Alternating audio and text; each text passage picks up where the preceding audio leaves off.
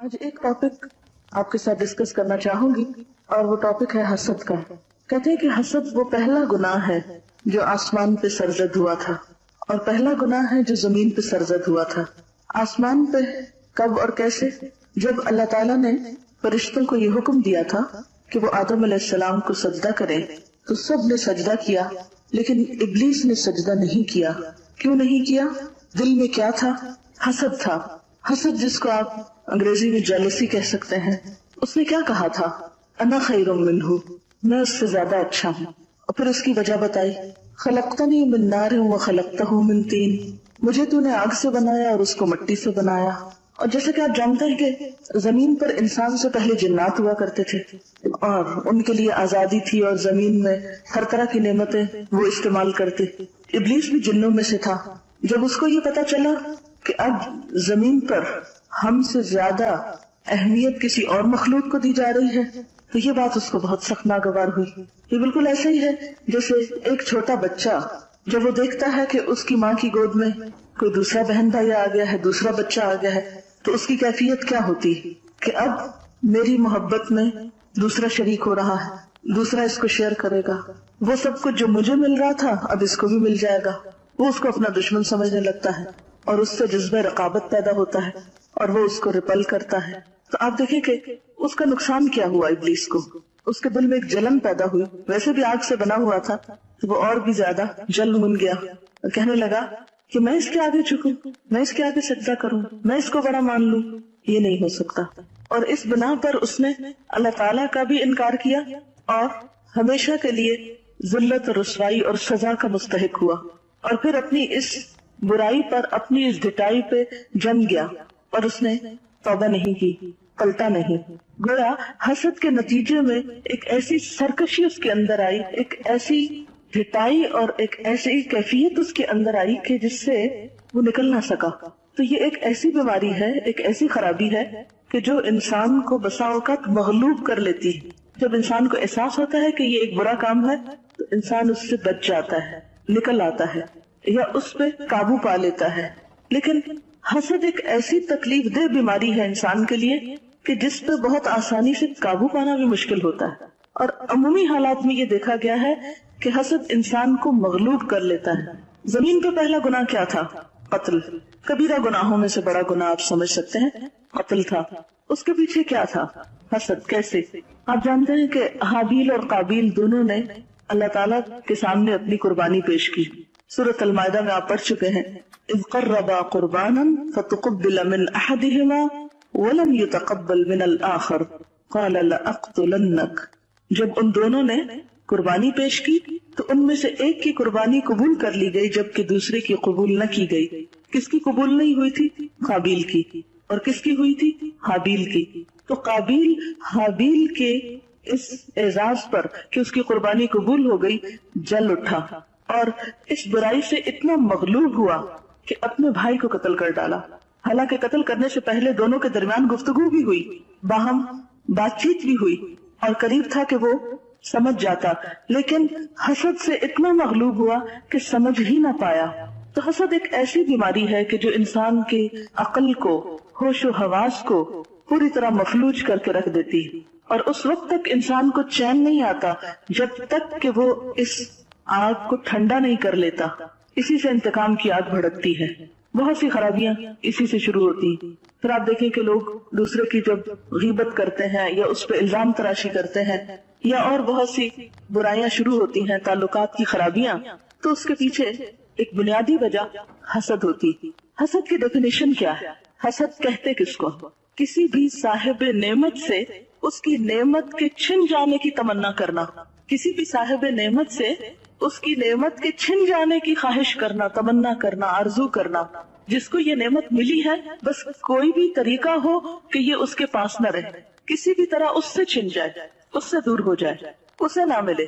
کیونکہ حسد میں انسان کو کسی دوسرے کو ملنے والی نعمت اچھی نہیں لگتی، وہ اس پہ خوش نہیں ہوتا، اور بسا اوقات وہ صرف تمنا ہی نہیں کرتا، حاسد صرف چھننے کی تمنا ہی نہیں کرتا بلکہ عملی طور پر اس کے لیے کوشش بھی شروع کر دیتا ہے۔ کہ صاحب نعمت کو کسی طرح ذلیل و خوار کرے، اسے ملنے والی نعمت کو خود چھین لے، یا یہ کہ اسی کو ہی ختم کر ڈالے تاکہ وہ نعمت سے فائدہ نہ اٹھا سکے۔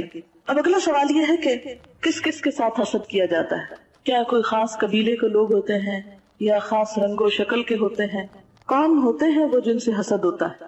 ہر صاحب نعمت سے حسد کیا جاتا ہے، ہر نعمت والے سے۔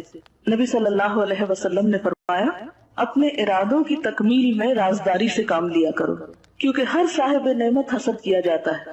جس کو بھی نعمت ملتی ہے اسی سے کوئی نہ کوئی حسد کرتا ہے۔ ایک تو ازلی ابدی حسد شیطان کا انسان سے چل ہی رہا ہے، اور پھر انسان انسانوں سے حسد کرتے ہیں۔ اب آپ دیکھیں کہ کون ایسا ہے جس کے پاس کوئی نعمت نہ ہو؟ ہر ایک کے پاس کوئی نہ کوئی نعمت ہے نا، کچھ تو نعمتیں سب میں کامن ہیں۔ مثلا ہم سب الحمدللہ دیکھ سکتے ہیں، لیکن اگر کسی کی آنکھیں ہم سے زیادہ خوبصورت ہو اور اس وجہ سے اس کو کوئی اہمیت مل رہی ہو تو ہم سے یہ برداشت نہیں ہوگا، ہم کہیں گے اس کی وجہ سے اس کو یہ امپورٹنس مل رہی ہے، اس کی تو آنکھیں ہی چلی جائیں۔ اسی وجہ سے آپ نے دیکھا ہوگا بعض لوگ دوسروں پہ تیزاب پھینک دیتے ہیں، قتل تو چلے بڑی درجے کی بات ہے، چھوٹی چھوٹی چیزوں سے تکلیف دیتے ہیں محسوس کو۔ قرآن پاک میں اللہ تعالیٰ فرماتے ہیں ام یحسدون الناس علی ما آتاہم اللہ من فضل، کیا یہ لوگوں سے اس لیے حسد کرتے ہیں کہ اللہ نے جو کچھ ان کو عطا کیا ہے، یعنی وہ کیوں عطا کیا ہے؟ حاسد لوگوں سے اس لیے حسد کرتے ہیں کہ انہیں اللہ کی طرف سے ملنے والی نعمت پر خوشی نہیں ہوتی، وہ دراصل اللہ تعالیٰ پر اعتراض کر رہے ہوتے ہیں یا اس سے ہی ناراض ہو رہے ہوتے ہیں کہ اس نے یہ نعمت کسی کو کیوں دے دی۔ اب ایک سوال تو یہ تھا کہ کس کس سے حسد ہوتا ہے، اگلا سوال یہ ہے کون کون حسد کرتا ہے؟ جس کو اللہ پہ بھروسہ نہیں ہوتا، جو اللہ کے فیصلوں پہ راضی نہیں ہوتا، ہر وہ شخص جو کسی خاص نعمت سے محروم ہوتا ہے اور وہ اس کا طلبگار بھی ہوتا ہے، جب وہ نعمت کسی دوسرے میں دیکھتا ہے تو حسد شروع کر دیتا ہے۔ کیا کوئی ایسا انسان بھی ہوتا ہے جو کبھی کسی سے حسد نہ کرے؟ اپنے آپ کا جائزہ لیں اور سچ بولیں، آپ کو تو کبھی کسی سے حسد نہیں ہوا، آپ تو کبھی نہیں کسی سے جیلس ہوئے، کبھی پتا کیسے چلے گا؟ تو اس سوال کا جواب کیا ہوا کہ ہر شخص کے اندر کسی نہ کسی درجے میں یہ بیماری ضرور ہے۔ کچھ لوگوں کے اندر تھوڑی ہوتی ہے، کچھ کے اندر زیادہ ہوتی ہے، اور کچھ تو بھرے ہی حسد کے ہوتے ہیں، جہاں سے کھولو ان کے اندر آپ کو نظر آئے گا پورے کے پورے بھرے ہوئے ہوتے ہیں۔ لیکن کسی نہ کسی درجے پر ہر شخص حسد کا شکار ہوتا ہے، یعنی حسد کرتا ہے۔ اب اگلا سوال یہ ہے کہ کیسے پتا چلے گا کہ میں کسی سے حسد کرتی ہوں یا نہیں؟ اس کی پہچان کیسے ہوگی؟ آپ بتائیے، کسی کی نعمت دیکھ کر میری کیفیت کیا ہوتی؟ ایک تو یہ کہ آپ براہ راست خود نعمت دیکھ رہے ہیں اور اس پر آپ کو تکلیف ہو رہی ہے کہ اس کو کیوں مل گئی ہے۔ اچھا، دوسرا طریقہ، ایک اور طریقہ بھی ہوتا ہے اپنے آپ کو جج کرنے کا۔ دوسرا طریقہ یہ ہے کہ جب کسی کی تعریف کی جاتی، کسی کی تعریف سن کر میرے دل کا حال کیا ہوتا ہے، اور خصوصاً جو آپ کے ہم اثر لوگ ہوں۔ ہم اثر کا کیا مطلب ہوتا ہے؟ کنٹمپریریز، یا ایک رینک کے لوگ، یا ایک عمر کے، یا ایک پیشے کے، یا ایک فیلڈ کے۔ عموماً حسد اور رقابت وہاں پائی جاتی۔ مثلاً آپ ایک کلاس میں ہیں، اس اعتبار سے آپ کا اسٹیٹس ایک جیسا نہیں کہ آپ اسٹوڈنٹس ہیں، تو آپ کے آپس میں حسد کے ہونے کا امکان بہت پایا جاتا ہے۔ اسی طرح جو ٹیچرز ہیں ان میں باہم حسد ہو سکتا ہے، یا اسی طرح گھر میں بہن بھائی چونکہ اولاد ہونے کے ناطے برابر کے درجے میں ہوتے ہیں تو ان میں بعض اوقات حسد پایا جاتا ہے۔ جیسے حضرت یوسف علیہ السلام کے بھائی، حالانکہ وہ پیغمبر کی اولاد تھے، سورۃ یوسف پڑھ چکے نا، پیغمبر کی اولاد تھے، بڑے نیک ماں باپ کے بچے تھے، لیکن اس کے باوجود حسد نے ان کو بھی جا اٹیک کیا، اور حسد کے نتیجے میں کہاں تک پہنچے؟ بھائی کو قتل کرنے کے منصوبے بنائے، جھوٹ بیچ میں بولا، کنویں میں جا کے پھینک آئے، الزام تراشی کی، کہاں تک برائیوں نے جنم لیا، صرف ایک حسد کی بیماری کی وجہ سے کہ ہمارے باپ کی توجہ ادھر کیوں ہے۔ اب سوال میرا یہ ہے کہ کیا حسد صرف گناہگار لوگوں میں ہوتا ہے یا نیک لوگوں میں بھی ہوتا ہے جو بظاہر نیک اور شریف نظر آتے ہیں؟ ہر طرح کے لوگوں میں ہوتا ہے۔ مثلاً یہ ہوتا ہے نا کہ مومن جھوٹ نہیں بولتا، بہت سے لوگ جھوٹ سے پرہیز کریں گے، غیبت نہیں کریں گے، لیکن کسی نہ کسی درجے پہ جا کے حسد کا شکار ضرور ہو جائیں گے۔ اچھا، جسمانی طور پر کیا علامتیں ہوتی ہیں جب کسی کے اندر حسد آ رہا ہوتا ہے؟ مثلاً کسی کو جب بخار ہوتا ہے تو اس کا درجہ حرارت جسم کا بڑھ جاتا ہے نا، اسی طرح جب کسی کے اندر حسد آتا ہے تو اس کا اظہار کہاں پر ہوتا ہے؟ اس کے چہرے پر ہو جاتا ہے۔ مثلاً جب کسی کی تعریف ہو رہی ہو تو اس کا جو حاسد ہے اس کے چہرے پہ آپ اثرات دیکھ سکتے ہیں، اس کی مسکراہٹ پھیکی ہوگی، وہ اگر مصنوعی طور پر خوشی کا اظہار بھی کرے گا، مثلاً جب میں یہاں رزلٹ اناؤنس کر رہی تھی نا، تو اس وقت جو ایک حقیقی خوشی ہونی چاہیے کسی کو نعمت ملنے پر، وہ نہیں نظر آ رہی تھی آنکھوں میں کہ ہائے شکر ہے ہماری ایک بہن کو اتنا اچھا اللہ نے انعام دیا اور اللہ تعالیٰ نے اس کو اتنا موقع عطا کیا ہے اچھا کام کرنے۔ اب یہ ہے کہ یہ اتنی خراب چیز ہے کہ انسان کی اچھی بھلی عبادات جو ہے، اپنے نیکی کے کام جو ہے، وہ سب تباہ و برباد ہونے لگتے ہیں اگر وہ اپنی اس عادت پہ کنٹرول نہیں کرتا۔ اچھا، ایک تو یہ ہوتا ہے کہ چہرے سے پتہ چلتا ہے، اور کہاں سے پتہ چلتا ہے، اور کیا کرتا ہے حاسد؟ مثلاً ہر جگہ اپنی تعریف کرے گا، اپنے منہ میاں مٹھو بنے گا، اپنی بات منوانے کی کوشش کرے گا، اپنا مقام جمانے کی کوشش کرے گا، اور جب اس کا جو رائیول ہے یا اس کا جو مقابل ہے اس کا کوئی نام آئے گا تو یا چہرے پہ ناگواری لائے گا یا اس کی بد تعریفی کرے گا یا ہاں ٹھیک ہے، یعنی اس کے بڑے سے بڑے کام پر اس کا کمنٹ جو ہوگا یا اس کا جو ایکسپریشن ہوگا وہ بہت خراب قسم کا ہوگا، اور پھر خود کو بھی بلا وجہ اس کے ساتھ کمپیئر کرتا رہتا ہے اور دوسروں کو بھی دعوت دیتا ہے کہ وہ کمپیئر کرنا شروع کر دیں۔ اور کیسے پتہ چلتا ہے؟ یعنی اپنا جائزہ لیں، حاسد کو پہچانے۔ چلو ایک چھوٹا سا ٹاپک آپ لگا لیں، حاسد کو پہچانے۔ خود کو پہچاننے کا طریقہ، آپ کے مد مقابل کی تعریف کے وقت آپ کا حال کیا ہوتا ہے۔ دوسرے کا حسد کیسے پہچانیں گے؟ اس کے چہرے سے، اس کی گفتگو سے۔ اچھا، اسی طرح حسد کی وجہ کیا ہوتی ہے؟ دل کی تنگی، عداوت، ذاتی بڑائی کا خیال، یعنی خود کو بڑا دیکھنے اور دوسروں کو چھوٹا دیکھنے کا شوق کہ سب مجھ سے چھوٹے نظر آئیں، میں سب سے آگے نکل جاؤں، سب میرے پیچھے رہ جائیں۔ ایک تو ہیلتھی کمپٹیشن ہوتا ہے، ہر انسان کو اللہ نے موقع دیا ہے کہ وہ دوڑ لگائے، لیکن دوڑ لگاتے ہوئے اس بات کا شوق ہونا کہ باقی لوگ دوڑ میں پیچھے رہ جائیں، یعنی آپ دوڑیں جتنا دوڑتے ہیں، کوئی پابندی نہیں، لیکن دوسروں کو دوڑنے نہ دینا یا دوسروں کا دوڑنا آپ کو برا لگنا، یہ چیز ناپسندیدہ ہے۔ پھر اسی طرح جاہ پرستی۔ جاہ پرستی کیا ہوتا ہے؟ جاہ پرستی ہوتا ہے جیسے کسی عہدے یا کسی مقام کی خواہش۔ مثلاً جب لوگ الیکشن لڑتے ہیں تو کس قدر جیلسی نظر آتی ہے، چھوٹے لیول پر یا بڑے لیول پر۔ پھر اگر ان میں سے ایک سلیکٹ ہو جائے تو دوسری پارٹی کیا کرتی؟ اس کو قریب نہیں کرتی۔ اصل میں حسد دل کی بیماری ہے، دل کی خرابی ہے۔ حاسد ایک مریض انسان ہے۔ ہر بیماری کا کوئی نقصان ہوتا ہے، اس بیماری کا کیا نقصان ہے؟ اس کا سب سے بڑا نقصان خود انسان کی اپنی ہی ذات کو ہوتا ہے۔ جس سے آپ حسد کر رہے ہیں اس کو تو شاید پتہ بھی نہ ہو، اور آپ اپنے دل میں جل رہے ہیں، کڑ رہے ہیں، غمزدہ ہیں، تو جس سے آپ نے حسد کیا اس کو تو خبر بھی نہ ہوئی اور آپ نے اپنا کباڑہ کر لیا، اپنے آپ کو نقصان دیا۔ اور کیا ہوتا ہے؟ بہت سی برائیاں اس سے جنم لیتی ہیں۔ مثلاً اس سے بد اخلاقی جنم لیتی ہے، انسان غیبت پر اتر آتا ہے، الزام تراشی پہ اتر آتا ہے، دوسرے انسان کو عزت احترام نہیں دے سکتا، اگر دیکھا جائے تو قتل تک نوبت آتی ہے۔ بہت سے کبیرہ گناہوں کی بنیاد یہی بنتا ہے۔ پھر آپ دیکھیں کہ ابلیس کو کیا نقصان ہوا، راندہ درگاہ ہو گیا۔ بنی اسرائیل کا حضور صلی اللہ علیہ وسلم سے بہت حسد تھا کہ یہ دوسری قوم میں کیوں آ گئے ہیں، یہ آنر ہمارے بنی اسرائیل کی قوم کو کیوں نہیں ملا۔ تو اس بنا پہ وہ بہت جلتے گھڑتے تھے آپ سے اور آپ پر ایمان نہیں لائے۔ نقصان کیا ہوا ان کا؟ حق سے محروم ہو گئے، حق کو نہ پہچان سکے، خیر کو نہ پہچان سکے۔ تو بعض اوقات انسان جب حسد کرتا ہے تو اس کی وجہ سے وہ خیر کو نہیں پہچان پاتا، خیر سے محروم ہو جاتا ہے۔ اگر یہود حضور صلی اللہ علیہ وسلم پر ایمان لے آتے، آپ کا ساتھ دیتے، تو آپ دیکھیں اسلام کو کتنی ترقی ہوتی۔ اور وہ حسد جو اس وقت سے چل رہا ہے آج تک وہ باقی ہے۔ اس بنا پر دنیا فساد سے بھر گئی، ایک دوسرے کو ایکسپٹ ہی نہیں کر پا رہے۔ اور کیا نقصان ہوتا ہے؟ مثلا قتل و غارت ہوتی، جیسے حضرت آدم علیہ السلام کے بیٹوں کا واقعہ ہے۔ پھر کیا نقصان ہوتا ہے؟ خونی رشتوں کی بے حرمتی ہوتی، جیسے حضرت یوسف علیہ السلام کے ساتھ ہوئی۔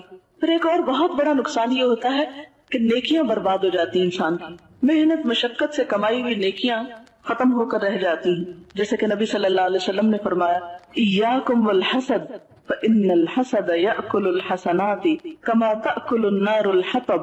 خبردار تم حسد سے بچو، کیونکہ حسد نیکیوں کو اس طرح کھا جاتی ہے جس طرح آگ سوکھی لکڑی کو کھا جاتی ہے۔ پہلے میں نے کہا نا کہ اپنا آپ جلاتے ہیں ہم، اور اپنا آپ جلانے کے ساتھ ساتھ اپنی نیکیاں بھی جلا دیتے ہیں۔ آپ سوچیں قیامت کے دن آپ حشر کے میدان میں کھڑے ہیں، آپ کے پاس نیک اعمال ہیں لیکن ان کو آگ لگی ہوئی ہے اور فائدہ دینے کی بجائے وہ جل رہے ہیں۔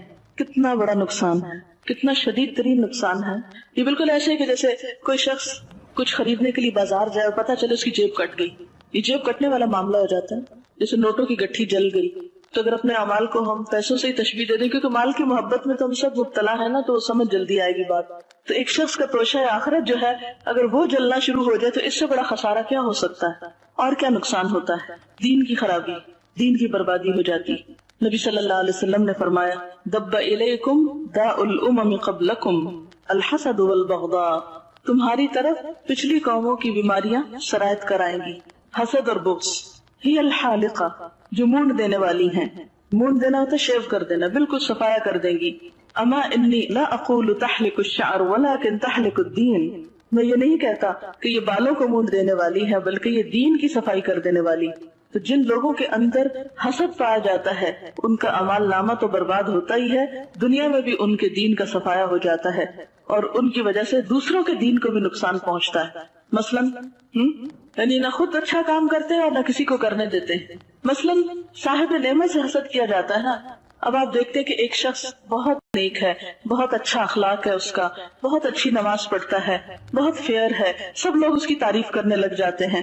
آپ کو اچھی نہیں لگتی اس کی تعریف، آپ کیا کرتے ہیں، کوئی ایسی کہانی گھڑتے ہیں جس سے وہ شخص بدنام ہو کے رہ جائے. اور یہ کس کی وجہ سے ہو رہا ہے؟ حسد کی وجہ سے. ہاں، اب نقصان کیا ہوگا، نتیجہ کیا نکلے گا جب اس شخص کی برائی ہوگی جو ایک اچھی نماز پڑھنے والا ہے، اچھا اخلاق رکھنے والا ہے. لوگ اس سے بدگمان ہوں گے تو بدگمان ہو کر کیا کہیں گے، دیکھے ہیں ہم نے بہت نمازی، دیکھے ہیں بڑے بڑے اخلاق والے، وہ ایسے اور ایسے ہوتے ہیں. اب دوسرے لوگ یہ نہیں دیکھیں گے کہ بات سچ ہے یا جھوٹ، وہ تحقیق تھوڑی کریں گے، وہ نماز کو برا بلا کہنے لگیں گے. ایسے ہی ہوتا ہے نا، نماز کو برا بلا کہیں گے، دین کو برا بلا کہیں گے، تو دین کی صفائی ہونے لگ گئی نا. جب اس کی وجہ سے کچھ لوگ نماز ہی نہیں پڑھیں گے تو دین وائپ آؤٹ ہو گیا. تو پچھلی قوموں میں دین کی خرابی اسی وجہ سے ہوئی تھی کہ ان لوگوں کے اندر حسد کی بیماری آ گئی تھی. آپ کو پتا ہے کہ ابلیس کس قدر عبادت گزار تھا، لیکن جب اس نے حسد کیا تو اس کی ساری عبادتیں اور اللہ کا تقرب اور فرشتوں کی دوستی اور وہ سب کچھ برباد ہو کے رہ گیا. کسی چیز کا بھی اس کو اجر اور صلہ نہ ملا. اصل میں حاسد ہوپلیس اینڈ ہیلپ لیس ہوتا ہے. شیخ سعدی فرماتے ہیں میں مدرسہ نظامیہ میں پڑھتا تھا تو ایک شاگرد مجھ سے حسد کرتا تھا.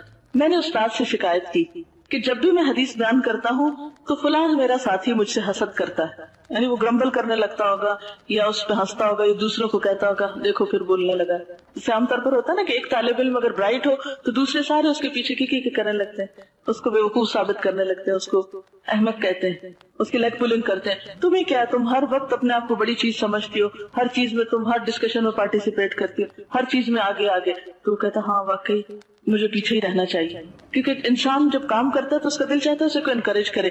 جب 10 لوگ ڈسکریج کرنے والے ہو تو ایک اچھا بھلا کام کرنے والا شخص اپنا ہاتھ روک لیتا ہے، اب میں نہیں کروں گا، مجھ سے نہیں لوگوں کی باتیں سنی جاتی. اب وہ خیر کا کام رک گیا، آپ کی اچھی بلی صلاحیت کو زنگ لگ گیا. تو بہرحال انہوں نے اپنے استاد سے کہا کہ فلاں شخص مجھ سے حسد کرتا ہے. استاد نے کہا تمہارے ساتھی نے حسد کر کے اگر اپنے لیے جہنم کا ایک دروازہ کھولا تو تم نے چغلی کر کے دوسرا دروازہ اپنے لیے کھول لیا. تو برابر ہو گئی نا بات. تو اس طرح حسد کی وجہ سے گناہوں کی ایک چین شروع ہو جاتی. صرف ایک شخص نہیں، ایک سے دوسرا ریاکشن میں دوسرے سے تیسرا.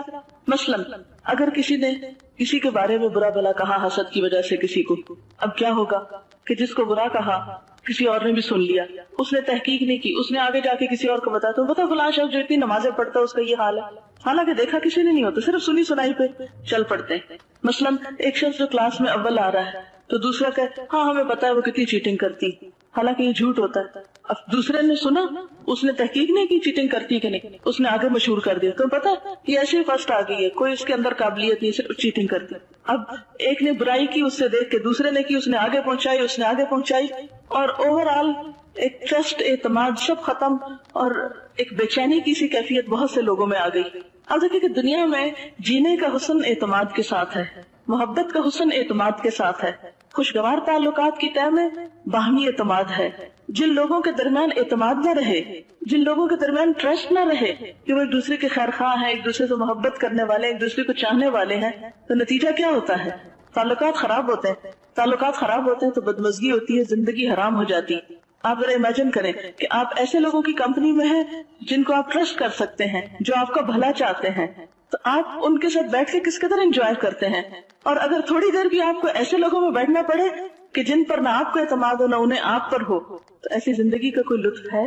کوئی لطف نہیں. تو حسد کے نتیجے میں ہم اپنے ماحول کو اتنا پلوٹ کر لیتے ہیں، اتنی بے چینی اس میں پھیلا دیتے ہیں کہ اپنے لیے دنیا میں جہنم تیار کر لیتے ہیں. حاصل تو کچھ نہ ہوا. عموماً آپ نے دیکھا ہوگا جو لوگ جلتے اور کڑتے رہتے ہیں ان کی جسمانی صحت بھی بڑی خراب ہوتی ہے. وہ کبھی آپ کو شگفتہ، فریش، ہیلدی نظر نہیں آئیں گے. ان کا چہرہ بھی مرجھایا ہوا، ان کے چہرے پہ بل پڑے ہوئے، ترش روح، ایسے جیسے ستائے ہوئے ہیں زمانے بھر کے. اندر کی جلن کی وجہ سے مسکرا نہیں سکتے، نہ خوش ہو سکتے نہ کسی کو خوش کر سکتے، کیونکہ اگر آپ مسکرانا جانتے ہیں تو دوسرے کو بھی خوش کرنا جانتے ہیں، اور کسی کو خوش کرنا کتنی بڑی نیکی. پھر اسی طرح بسا اوقات طنز اور تانوں کے تیر چلائے جاتے ہیں، جس سے ماحول اتنا زخمی ہو جاتا ہے کہ انسان کے لیے چند لمحے گزارنا ایسے ماحول میں مشکل ہو جاتا ہے. اب کوئی شخص بھی تنہا زندگی نہیں بسر کر سکتا. ہر انسان محتاج ہے دوسرے کا. کوئی کتنا بھی عقل مند ہو، کتنا بھی قابل ہو، کتنا بھی مالدار ہو، اکیلے کسی کا کام نہیں چلتا. اور اس کام میں برکت ہوتی ہے جو مل جل کر کیا جاتا ہے.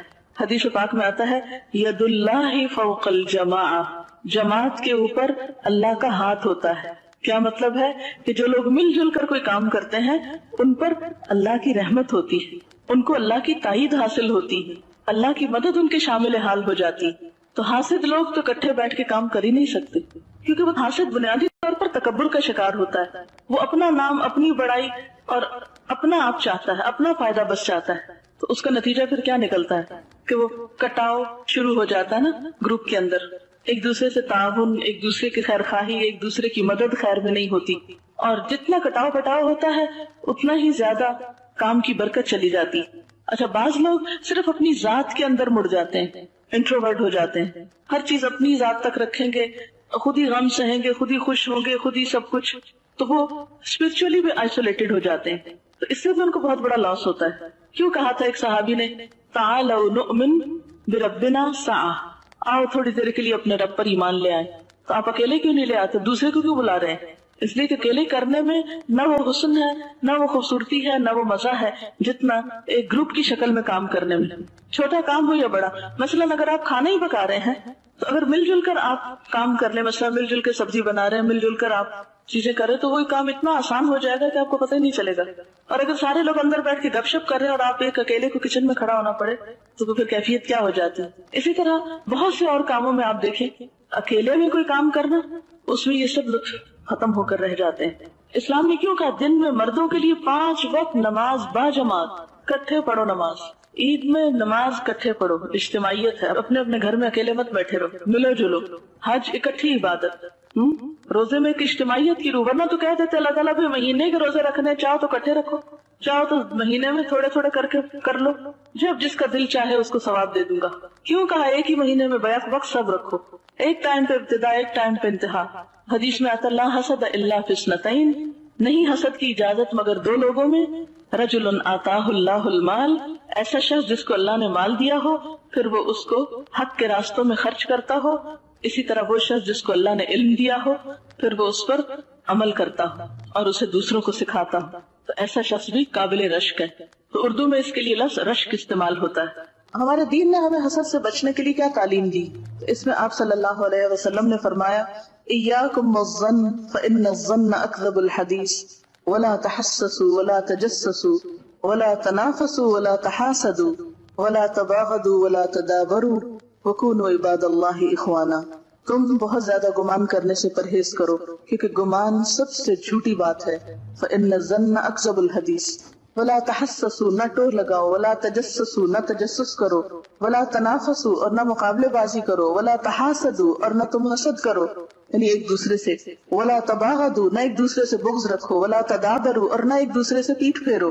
وکونوا عباد اللہ اخوانا، اور اللہ کے بندو بھائی بھائی بن جاؤ یعنی آپس میں بھائیوں کی طرح رہو، دوستی رکھو، ایک دوسرے کے خیر خواہ بنو، تعلق رکھو.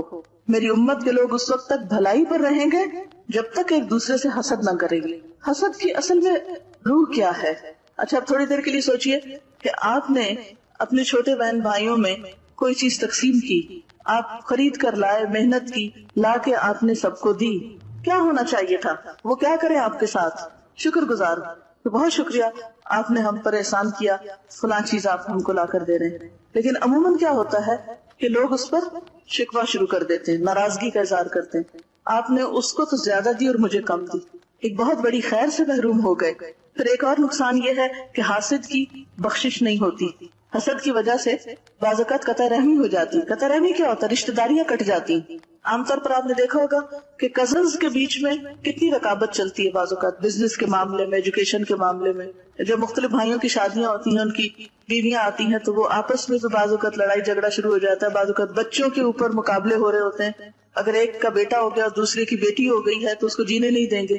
نتیجہ کیا ہوتا ہے؟ وہ ایک دوسرے سے کٹ آف کر لیتے ہیں، تعلق ہی ختم کر لیتے ہیں. نہ دیکھو نہ ملو، نہ کسی کی نعمت کا خیال آئے اور نہ جلو.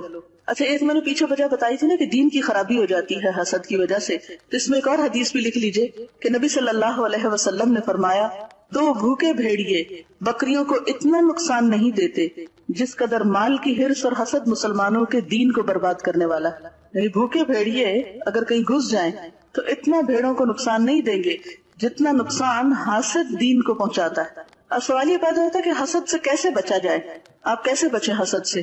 اگر اندر وہ ایک تھرمامیٹر لگا لیا، پتا چلا کہ جی مجھے فلاں کی تعریف اچھی نہیں لگی، کسی کے بارے میں فلاں نے خیرخوائی کے الفاظ استعمال کی تو مجھے بہت تکلیف ہوئی کہ کیوں اس کو کیوں اچھا کہا، اس کی تو تعریف کی. تو اس کے لیے ایک دعا سکھائی گئی ہے قرآن پاک میں، وہ پڑھنی چاہیے. اے ہمارے رب ہمیں بخش دے اور ہمارے ان بھائیوں کو بخش دے جو ایمان میں ہم سے سبقت لے گئے، یعنی جن کو خیر پہلے مل گئی، جو ہم سے نیکیوں میں آگے نکل گئے، ایمان میں آگے نکل گئے، یا جو ہم سے پہلے ایمان لے آئے. اور ہمارے دل میں ایمان والوں کے لیے کوئی غل کینہ کپٹ نہ رکھ، بے شک تو رؤوف الرحیم ہے، شفقت کرنے والا مہربان ہے. اسی طرح نبی صلی اللہ علیہ وسلم نے فرمایا اے میرے بیٹے، حضرت انس سے فرمایا اگر تم سے ہو سکے کہ صبح شام اس حالت میں گزارو کہ تمہارے دل میں کسی کی طرف سے کینہ نہ ہو تو ایسا ہی کرو. یعنی اگر صبح کے وقت ہوا ہے تو شام سے پہلے نکالنے کی کوشش کرے. آپ دیکھیں کہ اگر آپ کے کمرے میں چھپکلی آ جائے تو اس کو آپ چھوڑتے ہیں، رہنے دیتے ہیں؟ اس نے بھی تو کہیں رہنا ہے، یہ بھی رہے میں بھی رہتی. کیا کرتے ہیں آپ؟ نکال کے سوتے ہیں. اور اگر سانپ آ جائے تو شاید سانپ اتنا نقصان نہ دے جتنا حسد دین کو نقصان دے جاتا ہے. بدگمانی، کینہ، بغض، نفرت، اناد. پھر یہ کہ انسان سوچے کہ اس حسد کو ترک کرنے سے مجھ کو جنت کی نعمتیں ملے گی، کیونکہ اہل جنت کی صفت یہ ہے کہ ان کے دل حسد سے پاک ہوں گے.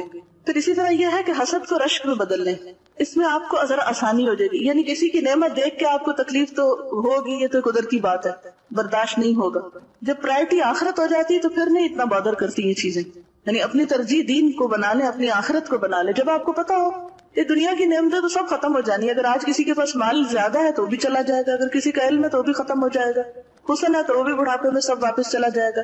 دنیا کی نعمتیں تو ختم ہی ہو جائیں گی، لیکن آخرت میں ملنے والی نعمتیں باقی رہیں گی. اس لیے اگر آخرت ترجیح ہو جائے تو حسد میں کمی آ جاتی ہے، ختم ہونے لگتا ہے آہستہ آہستہ، پرواہ نہیں کرتا انسان. لیکن اس کے باوجود اگر انسان ہونے کے ناطے شیطان دشمن ہمارے ساتھ ہے، کہیں نہ کہیں ہم کو ستائے تو اس حسد کو رشک میں بدل لے. یہ نہ سوچے کہ اللہ اس سے چھن جائے، یہ سوچنے لگے کہ اللہ مجھے بھی دے، تو پھر معاملہ آسان ہو جائے گا. اب آخری سوال میرا یہ ہے کہ حاسد کے شر سے کیسے بچا جائے. اب آپ تو نہیں کر رہے، اپنے آپ کو تو سنبھال لیا آپ نے، دوسروں کو کیسے سنبھالیں؟ آپ نہیں کر رہے، دوسرے جو کر رہے ہیں اب کیا کریں؟ صبح شام کی دعائیں جس میں خاص طور پر معوذتین ہے، ومن شر حاسد اذا حسد، اور اپنے معاملات میں رازداری سے کام لیں. پھر یہ کہ صبر سے کام لیں. جیسے عربی کا ایک شعر ہے کہ اصبر علی کید الحسود فان صبرک قاتلہ، حاسد کے مکر و فریب پہ صبر کرو، تمہارا صبر اس کو قتل کر کے رہے گا. یعنی تمہارا صبر خود بدلہ لے لے گا. پریشان نہ ہو. اللہ تعالیٰ اہل کتاب کے حسد کے جواب میں حضور صلی اللہ علیہ وسلم کو کیا فرماتے تھے؟ واعفوا واصفحوا حتی یاتی اللہ بامرہ، معاف کر دو، درگزر کر دو حتیٰ کہ اللہ اپنا فیصلہ لے آئے. اور پھر حدیث آپ کو سنا دیتی ہوں جو بہت حد تک انسان کو حسد سے بچنے میں مدد دیتی. حضرت عبداللہ بن عمر فرماتے ہیں کہ پوچھا گیا اے اللہ کے رسول صلی اللہ علیہ وسلم سب سے بہتر کون ہے؟ فرمایا ہر مخموم القلب اور سچی زبان والا. لوگوں نے کہا سچی زبان والے کو تو ہم جانتے ہیں، یہ مخموم القلب کون ہے؟ آپ نے فرمایا پرہیزگار، صاف ستھرا، جس میں نہ گناہ ہو، نہ ظلم، نہ کینہ اور نہ حسد. حضرت ابو ذر رضی اللہ تعالیٰ عنہ فرماتے ہیں کہ نبی صلی اللہ علیہ وسلم نے فرمایا وہ شخص فلاح کو پہنچ گیا جس نے اپنے دل کو ایمان کے لیے خالص کر لیا اور اپنے دل کو صاف کر لیا اور اس کی زبان سچی ہے اور نفس کو مطمئن بنا لیا اور اپنی طبیعت کو حسن خلق کے سانچے میں ڈھال لیا. اور پھر روایات میں آتا ہے کہ حضرت موسیٰ علیہ السلام نے ایک شخص کو عرش الہی کے سائے میں دیکھا تو اس کے مرتبے کو دیکھ کے ان کے دل میں رشک پیدا ہوا کہ مجھے بھی یہ مرتبہ ملتا تو اچھا تھا. انہوں نے اللہ تعالیٰ سے اس کا نام پوچھا. اللہ تعالیٰ نے فرمایا نام سے کیا کام، اس کے کام بتائے دیتا ہوں جس کی وجہ سے وہ عرش کے سائے تلے ہے. یہ شخص 3 کام کیا کرتا تھا. ایک یہ کہ لوگوں پر اللہ کے انعام دیکھ کر حسد نہیں کرتا تھا، دوسرا یہ کہ ماں باپ کا نافرمان نہ تھا، اور تیسرا یہ کہ لوگوں کی چغلی ایک سے دوسرے کو نہیں کرتا تھا. اور پھر ایک شخص کے بارے میں آپ صلی اللہ علیہ وسلم نے 3 دن تک فرمایا کہ جس نے اہل جنت کو دیکھنا ہے تو اس کو دیکھ لے. جب 3 دن صحابہ نے دیکھا کہ ایک ہی شخص ہے کہ جس کے بارے میں آپ یہ بات فرما رہے ہیں، حضرت عبداللہ بن عمر کو بہت شوق ہوا کہ میں دیکھوں یہ کام کیا کرتا ہے. 3 دن اس کے گھر رہنے کی انہوں نے اجازت مانگی، وہ شخص مان گیا. دیکھا تو وہ ایک عام انسان تھا، کوئی غیر معمولی عمل نہیں تھا اس کا. حضرت عبداللہ بن عمر نے 3 دن کے بعد پوچھا کہ بھائی آپ کے بارے میں حضور صلی اللہ علیہ وسلم نے 3 دن جنتی ہونے کی بشارت دی ہے، آخر آپ وہ کون سا کام کرتے ہیں کہ جس کی وجہ سے آپ کو جنت میں جگہ ملے گی، جبکہ میں دیکھتا ہوں کہ آپ کی زندگی میں کوئی ایسا خاص کام تو نہیں ہے. تو انہوں نے کہا کہ میں کسی مسلمان سے کینہ نہیں رکھتا اور نہ کسی کی بھلائی پر جو اللہ نے اسے دے رکھی ہے حسد کرتا ہوں. تو عبداللہ بن عمر کہتے ہیں کہ میں نے اس سے کہا یہی وہ چیز ہے جس نے اس درجے پہ پہنچا دیا ہے. ہمارا حال یہ ہے کہ ہم ظاہری لباس کو بہت توجہ دیتے ہیں. مسلمان بننے کی پہچان ہم حجاب سمجھتے ہیں کہ کوئی شخص کوٹ سکارف پہن لے تو وہ بہت اچھے درجے کا مسلمان ہو گیا. آپ کو معلوم ہے سورۃ الاعراف میں اللہ تعالیٰ کیا فرماتے ہیں، یا بنی آدم قد انزلنا علیکم لباسا یواری سوآتکم وریشا ولباس التقوی ذالک خیر. ظاہر کا لباس تو ہے ہی، لیکن وہ لباس التقوی ذالک خیر، اور تقوی کا لباس، اور تقوی کہاں ہوتا ہے؟ اندر. یعنی جیسے باہر کی چیزوں کو ہم چھپاتے ہیں، لباس جسم کے عیب چھپاتا ہے، زیب و زینت دیتا ہے انسان کو، اسی طرح لباس تقوی دل کا لباس ہے کہ دل کے اندر جو عیب ہے، حسد ہے، بغض ہے، کینہ ہے، نفرت ہے، عداوت ہے، بدگمانی ہے، ان کو بھی ڈھانپا جائے، ان کو بھی ختم کیا جائے اندر سے. جیسے ظاہری داغ دھبے دھو دھو کے مٹاتے ہیں تو دل کے داغ دھبے بھی دھو دھو کے مٹائے جائیں. صرف لوگوں سے سامنے ہی اچھے نہ ہوں، پیچھے بھی ان کے لیے اچھے ہوں. صرف ظاہر میں خیر خواہی نہ کریں، حقیقت میں بھی ان کی خیر خواہی کریں. لکھتی میرا آنکھوں دیکھا واقعہ ہے لیبیا میں. ہم باہر تھے، ایک فیملی 2 بھائی اکٹھے رہتے تھے. ایک بھائی کو گورنمنٹ نے اچھا خوبصورت گھر اور پے بھی ڈالرز میں دی. اس کے بھائی کو رات دن فکر کرنے سے بلڈ کینسر ہو گیا اور بہت جلد دنیا سے چلا گیا. اگر وہ اے سی لگاتا تو کہتا یہ مجھے سوٹ نہیں کرتا، ہر چیز میں آپ نکالتا اور اسے کہتا کہ میرے لیے بھی جاب کا کچھ کر دو، میری بھی بیوی بچے ایسے گھر میں رہیں. بس یہی دوڑ ہے آج کے انسانوں کی، تیری دیوار سے اونچی میری دیوار بنے. ہو گئے لوگ اپاہج یہی کہتے کہتے، ابھی چلتے ہیں ذرا راہ تو ہموار بنے. اور پھر کسی نے لکھا ہے کہ پہلے دل میں حسد آتا ہے، پھر بدگمانی جنم لیتی ہے. پھر حاسد ڈائریکٹ تو نہیں کہتا کہ میں حسد کا شکار ہوں، مگر وہ دوسروں کے دل میں بھی بدگمانی پیدا کرتا ہے. اس کا نتیجہ کیا ہوتا ہے کہ اسے غیبت کرنا پڑتی ہے، ہر جگہ وہ ایسی ڈسکشن کرتا ہے، اور نتیجہ کیا ہوتا ہے کہ حسد ساری نیکیوں کو کھا جاتا ہے، سب نیکیوں کا صفایا ہو جاتا ہے، کیونکہ وہ برائیوں کی چین چل پڑتی ہے نا. اچھا، پہلے جو اسباب پوچھے گئے تھے نا کہ عموماً حسد کا سبب کیا ہوتا ہے، تو اس میں کسی نے لکھا ہے کہ یہ ایک نفسیاتی بیماری ہے. عموماً احساس کمتری کا شکار لوگ حاسد ہوتے ہیں. جن کو اپنی صلاحیتوں پر کچھ اعتماد ہوتا ہے وہ عام طور پر کم حسد کا شکار ہوتے ہیں بنسبت ان کے جو احساس کمتری کا شکار ہوتے ہیں یا اپنی کسی کوتاہی کو سمجھ رہے ہوتے ہیں کہ ہم کوتاہ ہیں. اچھا، ایک اور بات یہ بچنے کی، کبھی میں نے بات کی تھی نا کہ کس طرح اپنے اندر سے حسد کو دور کرے. تو اس میں یہ کہ جس سے آپ کو حسد ہو رہا ہو اس کی خوب تعریف شروع کر دے، اپنی کوئی پسندیدہ چیز اس پہ خرچ کریں. ایک تو اس کا رویہ آپ کے ساتھ اچھا ہو جائے گا، جب وہ آپ کو امپورٹنس دے گا تو آپ کا حسد بھی کم ہو جائے گا. اور دوسرا یہ ہے کہ آپ کے اندر بھی صدقہ کرنے سے اور دعا کرنے سے اس جلن کی کمی ہو جائے گی. یعنی جس سے آپ حسد کر رہے ہیں اس کو امپورٹنس دینا شروع کریں. کیا حسد انسان کی نیچر میں یا شیطان کی طرف سے ہے؟ بات یہ ہے کہ ہمارے اندر اللہ نے خیر اور شر دونوں رکھی ہوئی ہے. جب ہم خیر کے ماحول میں ہوتے ہیں تو وہ خیر کا جو اندر حصہ ہے نا وہ ریفلیکٹ کرنے لگتا ہے، اور جب برے ماحول میں ہوتے ہیں تو وہی تصویر اندر نظر آنے لگتی.